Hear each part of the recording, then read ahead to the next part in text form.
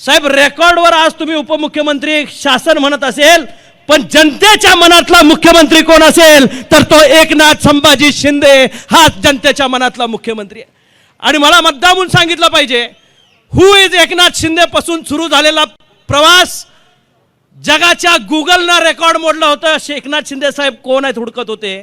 आज तळागाळातल्या शेवटच्या माणसाला जरी कुठं जाऊन विचारलं आणि साहेबांची गाडी थांबली तर बारकं शेंबडं पोरगं सुद्धा येत आहे आणि शिंदे साहेब आले म्हणताय. ही ओळख 2-2.5 वर्षामध्ये खऱ्या अर्थाने एकनाथ शिंदे साहेबांनी तमाम महाराष्ट्राच्या नवतरुणांच्या हृदयावर कोरून ठेवली. तुम्ही आग लावायचं, चांगल्या ठिकाणी चांगल्या दिवशी प्रश्न विचारू, मी उत्तर देणार नाही. मी राजकारणात आज आलो नाही, सगळ्यांपेक्षा जुना आहे.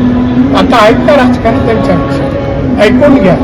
शिंदे साहेब हे राजकारणात मोर दॅन 50 वर्षापेक्षा जास्त काळ आहेत. महाराष्ट्राचे मुख्यमंत्री मंत्री राहिलेले आहेत. तर कळतं ना कशा दोघात लावता येईल. सांगा ना नांदा सौख्य बरे बरं होईल.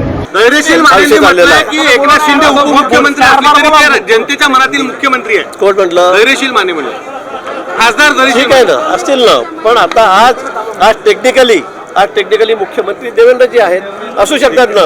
त्यांचे नेते आहेत, त्यांच्या मनामध्ये ते मुख्यमंत्री असतील तर असू शकतात. त्यात वाईट काय आहे? असू शकतात, म्हणू शकतात त्याच्या बाबतीमध्ये.